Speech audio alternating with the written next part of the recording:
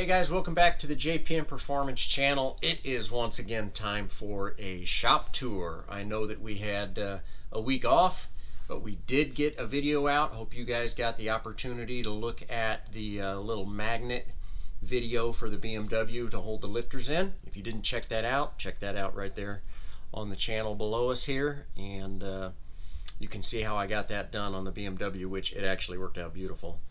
But here we are, starting our last month of 2022. So next thing you know, it'll be Christmas. Hope you guys all had a good Thanksgiving. Next thing you know, it's going to be Christmas. Next thing you know, it's going to be January. So December is one of those months that I like to just push through and get it over with so we can get into the new year and get rolling again. So anyway, let's get into the shop tour. Working on an NC MX5 differential here with actually a Torsen limited slip. Torsen came out with some limited slips for these for a guy that does track day stuff. So that's looking really good. And actually, one of the things I wanted to show you guys, if you haven't seen the differential video, I was actually working on Peter Dozman's differential and used his diff for the video, and he came up with this slick little tool to be able to bolt this into the vise while you torque the pinion nut down. So check this out. What I used to do was open up the vise and literally bolt the flange and hold it. Now I did always make sure that I clamped in between the bolt holes, so if there was any deformation of the flange, it wouldn't be where the drive shaft sits. But now I can stick this in here, tighten it down, and our differential will be really solid, and I can torque it just like this. So hopefully I'll get an opportunity to kind of show you guys that at some point. But thanks, shout out to Peter Dozman at Pure Plastics for making this cool little tool. Definitely will be using that quite a bit and quite shortly. So that's the differential sitting over there. In the meantime, actually got started in on Ken Kennard's second engine, which is B18A1 or B1, whichever you prefer. They're basically the same motor for his F Production Integra. So this is actually the engine that started out as the motor that came in the car when I bought the car from Kevin Ruck. And I don't know how much of it originally came from Mark Carpenter, but this is that motor. Taking it all apart, working on upgrades, got a bunch of bits and pieces going. Had a really cool, this will probably look familiar to some of you because it kind of looks like my Miata flywheels, but this is for the Honda. So this is for a 5.5-inch clutch. Got some proper ARP rod bolts, we got some valve springs, we got some valves going on, some bronze guides. So getting ready to really jump into getting into the cylinder head on this project.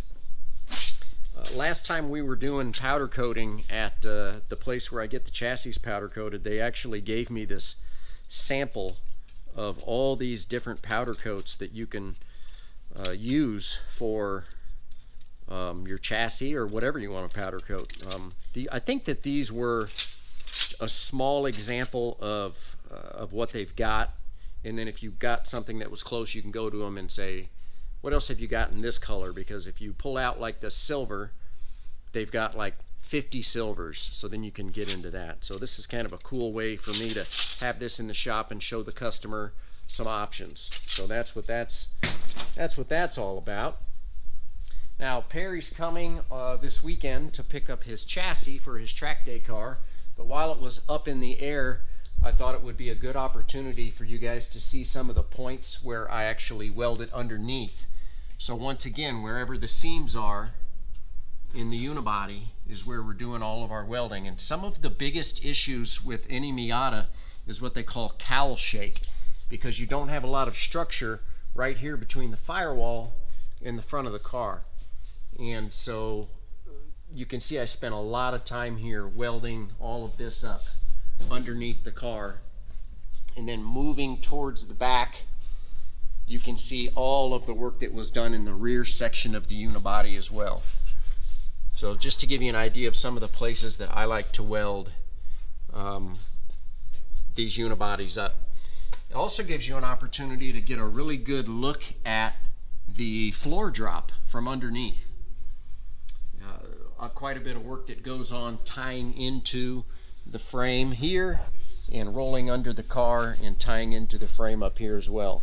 Now most Miatas, this one included, these frames are beat in because what happens is people put their jacks underneath similar to this and they think that this is a jack point.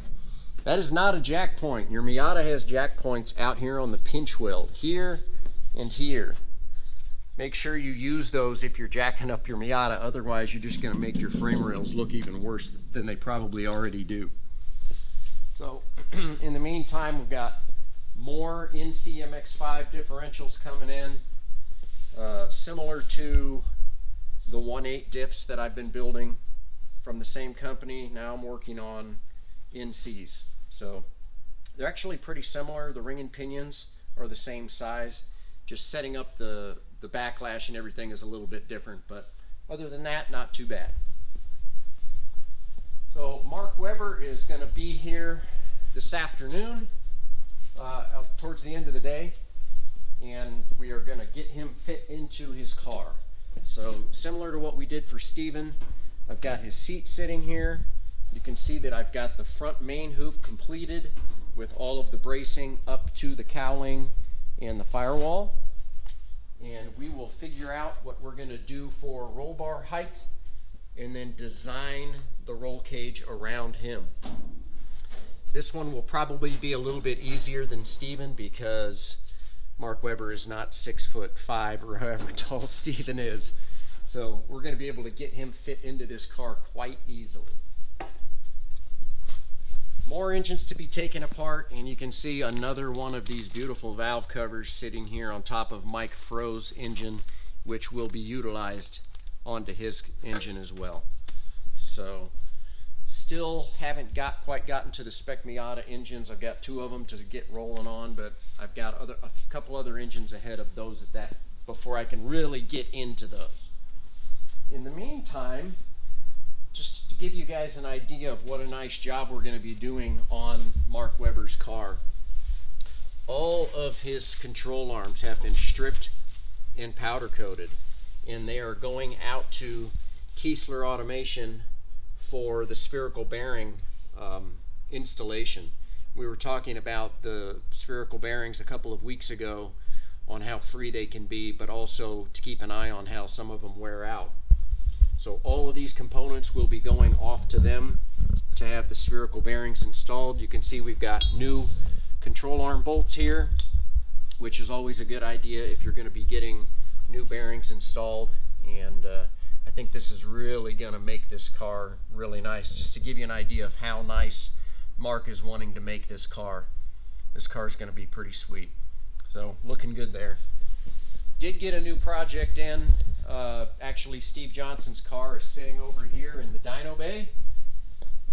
He is here for a little winter preparation. This is his STL 1.6 Miata. It's actually an NB car with a 1.6 in it, which a lot of guys do. Jake's is included. So we've got some transmission work, some shock rebuilding, just basic kind of prep for the winter. So we're getting really close to rocking and rolling on that. He initially was talking about going to Sebring, but he has bowed out on that. So that's a little bit of pressure off of me for December. So that's a good thing. BMW wise, I'm just chipping away at putting everything together under the hood. You can't really see it right now, but we've got the cams in, we've got the valve lash checked. Just have to 15 minutes a day, guys, just a little bit every day. Keep putting it together. Next thing you know, it's done. I know I probably sound like a broken record, but we're definitely into the middle of winter now. It's getting cold outside, but like I say, hope you guys are going to have a great December. We've got a lot going on in the shop and obviously more to come.